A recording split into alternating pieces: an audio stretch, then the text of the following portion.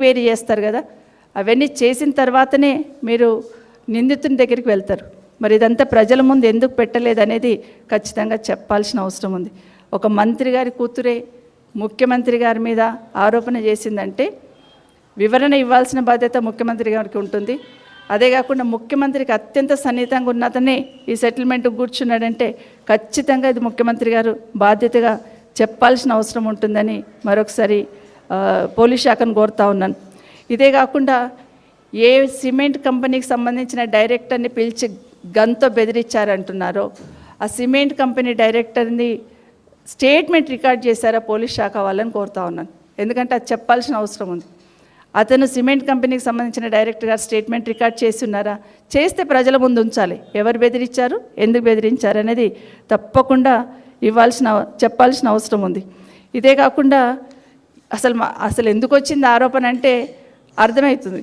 ముఖ్యమంత్రి గారికి ఇంత, మంత్రికి ఇంత, జిల్లా మంత్రికి ఇంత వాటాల దగ్గరనే కిరికిరి వచ్చింది అనేది స్పష్టంగా అర్థమవుతున్న సందర్భంలో అసలు ఆ వాటాలు ఇవ్వడానికి ఏ కంపెనీని అయితే పిలుచున్నారో, ముఖ్యమంత్రి గారి వాటా ఇంత, స్థానిక మంత్రి వాటా ఇంత, లేకపోతే కన్సర్న్ మంత్రి వాటా ఏదైతే జరిగిందో నిజంగానే ఆ కంపెనీలకన్నీ అట్లా ఇచ్చుకుంటూ పోతే ఎట్లా కంపెనీలు నడుస్తాయి అనేది రాష్ట్రంలో అర్థమవుతలేదు. ఒకటి మాత్రం గౌరవ డీజీపీ గారిని నేను రిక్వెస్ట్ చేస్తూ ఉన్నాను, మీరు ఈరోజు ఈ కంపెనీకి సంబంధించిన వాళ్ళని కూడా పిలిచి ఎంక్వైరీ చేయాల్సింది కదా. అసలు ఎందుకు డైరెక్టర్ గారిని ఎందుకు బెదిరించారు, అలాంటి సందర్భం ఎందుకు వచ్చింది, ఎవరు బెదిరించారని అడగాల్సిన బాధ్యత ఖచ్చితంగా పోలీస్ శాఖకు ఉంటుంది. ఎందుకంటే కంపెనీకి సంబంధించి ఆ కంపెనీకి ఒక నోటీస్ ఇచ్చినట్టు, ఆ కంపెనీ ఒక 300 కోట్లు కట్టాలని చెప్పినట్టు ఇవన్నీ ఉన్నాయంటే ఆ కంపెనీ మీద కూడా ఎంక్వైరీ చేయాల్సిన అవసరం ఉందని కోరుతా ఉన్నాను. గౌరవ డీజీపీ గారు మొట్టమొదటి రోజు ఒక మాట చెప్పారు, ఈ రాష్ట్రంలో ఏ బుక్ నడవదు, కేవలం కాకి బుక్ మాత్రమే నడుస్తుందని డీజీపీ గారు చెప్పారు. మరి ఈరోజు ఈ ఎపిసోడ్ అంతా చూస్తూ ఉంటే మరి ఈరోజు ఏం జరిగింది? ఎందుకంటే సోషల్ మీడియాలో ఒక చిన్న పోస్ట్ పెడితేనే లేదా రీట్వీట్ చేస్తేనే ఇమీడియట్గా అరెస్టులు చేస్తున్నారు, కేసులు పెడుతున్నారు కదా బీఆర్ఎస్ పార్టీ తరఫున ఉన్న వాళ్ళకి. మరి నగరం నడి బొడ్డున సీఎం నివాసానికి దగ్గరలో ఈ గన్ కల్చరు సెటిల్మెంట్ దందాలు నడుస్తుందంటే మరి డీజీపీ గారు స్పందించాలి కదా. ఇంత పెద్ద ఇష్యూ నడిచింది, సీఎం గారి ఇంటికి దగ్గరలోనే గన్ పెట్టి బెదిరించింది అన్నప్పుడు ఖచ్చితంగా డీజీపీ గారు ఎంక్వైరీ చేసి స్పందించాల్సిన అవసరం ఉందా లేదా? ఇది ఇట్లాగే వదిలేస్తే గల్లీకి ఒక గన్ను, బస్తీకి ఒక గన్ను, ఊరికొక గన్ను తెచ్చిపెట్టుకొని కల్చర్ని ఎంకరేజ్ చేసినట్టు అవుతుంది. ఆ ప్రమాదం ఉంది. ఇప్పటికైనా డీజీపీ గారు స్పందించాలి.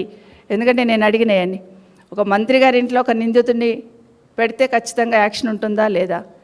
ఆ నిందితుడిని మంత్రి గారే స్వయంగా తప్పిస్తే యాక్షన్ ఉంటుందా లేదా?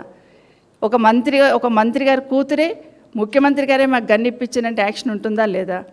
ఒక కాంగ్రెస్ నేతనే కూర్చొని సెటిల్మెంట్ చేస్తున్నాడు, గన్ టేబుల్ మీద పెట్టాడు, మా ఓఎస్డీ కాదు అతనే బెదిరించాడని స్వయంగా మంత్రి గారి కూతురే స్టేట్మెంట్ ఇస్తున్నప్పుడు దాని మీద ఎంక్వైరీ ఉంటుందా లేదా? ఒక మంత్రి గారు లెటర్ రాస్తేనే మేము ఎంక్వైరీ చేసినామని చెప్తున్న పోలీస్ శాఖకు ఖచ్చితంగా ఆ వివరాలు బయట పెట్టాల్సిన అవసరం ఉందా లేదా? ఇవన్నీ చెప్పకుండా ఇలాగే వదిలేసి ఇది ఇట్లా ఊరికే నడిచిపోతుంది లేని ప్రజల ముందుకు కనీసం చెప్పాల్సిన ఏదైనా చిన్న ఇన్సిడెంట్ జరిగితే పోలీస్ శాఖ ఇమీడియట్గా వివరణ ఇస్తుంది. జిల్లాలో అయితే ఎస్పీ గారు ఇస్తారు, టౌన్లో అయితే సిటీలో అయితేనేమో కమిషనర్ గారు ఇస్తారు. ఓవరాల్గా రాష్ట్రంలో జరుగుతున్న సంఘటన అయితే ఖచ్చితంగా డీజీపీ గారు వివరణ ఇవ్వాలి. నేను ఇప్పుడు అదే కోరుతా ఉన్నాను. సామాన్యులకు ఒక న్యాయం, లేకపోతే అధికారంలో ఉన్న వాళ్ళకు ఒక న్యాయమా, కాంగ్రెస్ వాళ్ళకు ఒక న్యాయమా? ఇది డీజీపీ గారు చెప్పాల్సిన అవసరం ఉంది.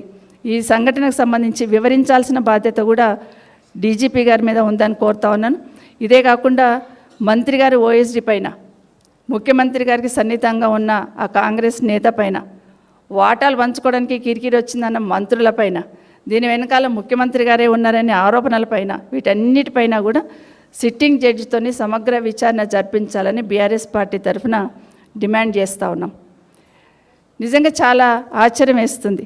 కేసీఆర్ హయాంలో క్యాబినెట్ మీటింగ్ అయ్యిందంటే జిల్లాలలో ఏం జరుగుతుంది, సంక్షేమం ఎట్లా అమలవుతుంది, డెవలప్మెంట్ ఏం జరుగుతుందని మాట్లాడుకునే వాళ్ళం.